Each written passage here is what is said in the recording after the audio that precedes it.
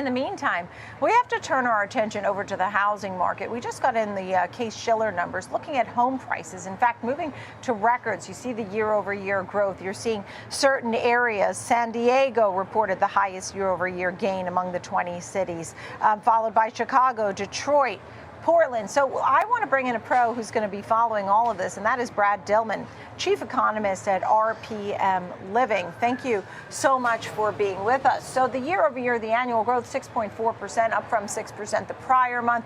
What is driving price? There's no reprieve. People are not getting homes at cheaper prices. In fact, they're going up, right? Yep, I'd say two things. One has been underbuilding the last decade. The second one is low volume today, right? There's not a lot of existing home sales transactions. We can even see this in the Case-Shiller data itself.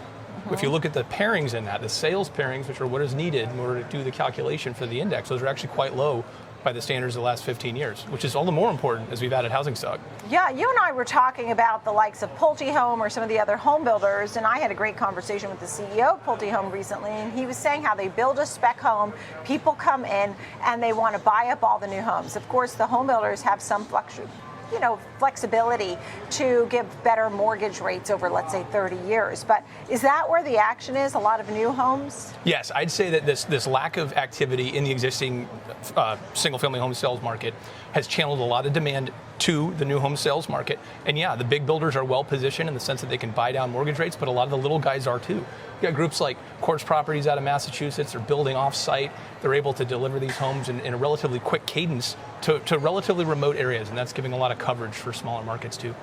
I always was sort of wondered about new homes because someone once told me you never buy a new home, let somebody else live in it a couple of years.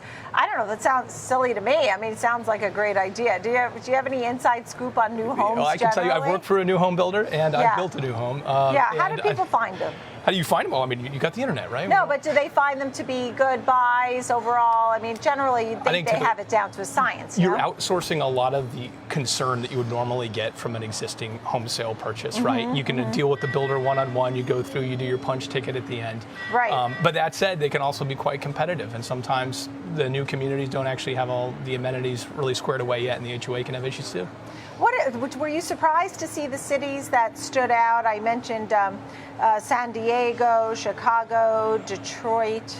Were those of surprise to you? Or any other stories about some of the other cities? I think this matches a little bit of what we're seeing in the multifamily space, right? So in multifamily, you've got a lot of weakness in the Sun Belt. There's also tends to be almost you can't believe it because that was sort of the hot area. Right, for a decade. Multifamily is weak. Yes. Are the single family homes better in the Sun Belt? We're looking at San Diego as a gateway market. We're looking at the Northeast as a gateway market. These areas are outperforming. Now, single family is doing better down in the South, right? But the issue there really is what we're seeing on the multifamily side. And overall, I'd say that's this issue where we've had relative strength in the Sun Belt over the last decade is now kind of running in reverse a little bit. We're seeing very peripheral markets like your Bloomington, Illinois, your Eau Claire, Wisconsin's doing well, but then you're seeing San Jose do well again. You're seeing San Diego in the Case-Shiller print. There's no doubt that the supply is tight, so people sort of have to choose, and sometimes have to choose what they don't necessarily, whether it's overpaying or not necessarily exactly what they wanted.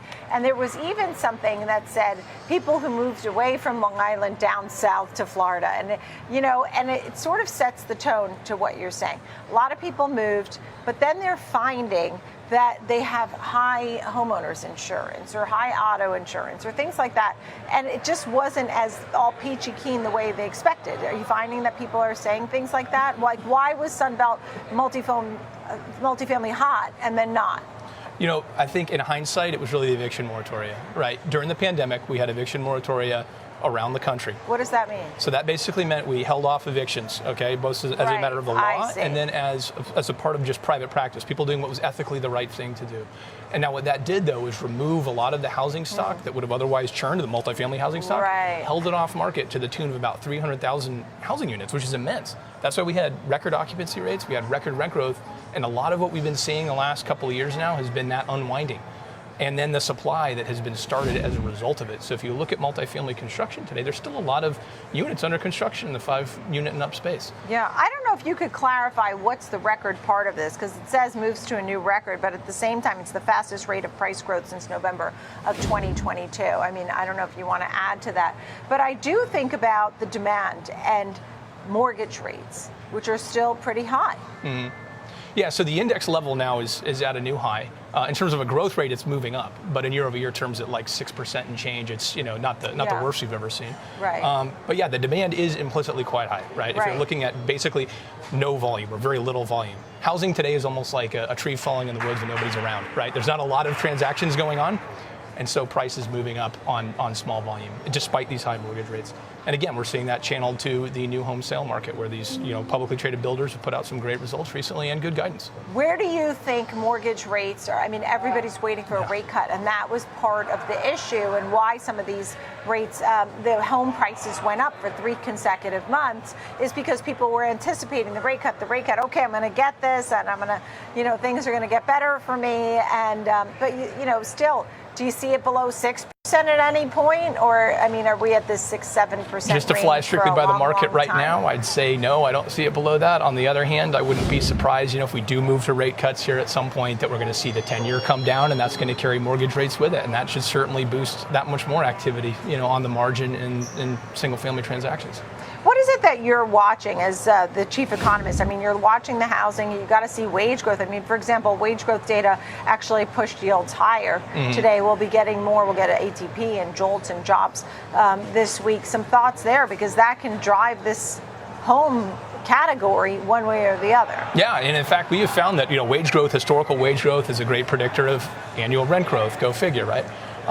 When it comes down to home sales, it's a little bit different, because you need the savings, and we all know from the last 15 years or so, that's where the real distortion was, right? Yeah, when we people pushed are depleting those. Yeah, we pushed rates down. That implies there's a lot of savings. Home prices went up. People didn't have the savings, but they're kind of catching up today. I realize savings rates are low, but if you look at the situation for renters, they've had great wage growth, and you've got rents down 8% year over year in places like Austin, Texas. You've got rents down 4% year over year in Atlanta, Orlando, and some of these other Sunbelt markets. This is part of the homeostatic self-correcting process in the real estate market. You think next month will be the 4th month in a row home prices go up? I do. You do? Yeah. In the 5th month, in the 6th month, does something change? I think the rate of increase, the year-over-year rate of increase, is going to slow down. Right, but you think that the prices will just keep going? I think until we people should just bite the bullet and buy the house they want, because I'm not going to give people. No, I know, but you don't see the prices really coming down. I don't see us in no meaningful decline in the cards. Right. And that's the sticky inflation that we've been seeing for shelter in particular. How would you compare, the age-old question, renting versus buying?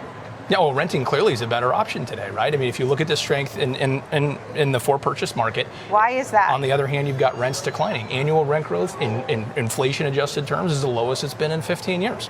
So if somebody can economize and save, they might be in a better position in the short run to Right. Rents had soared. Yeah. But I guess that slowed down some. It slowed down, and it's giving some back. Yeah, and I'll also add, if we think about that with inflation, that's very different than what we're seeing in the inflation data, right?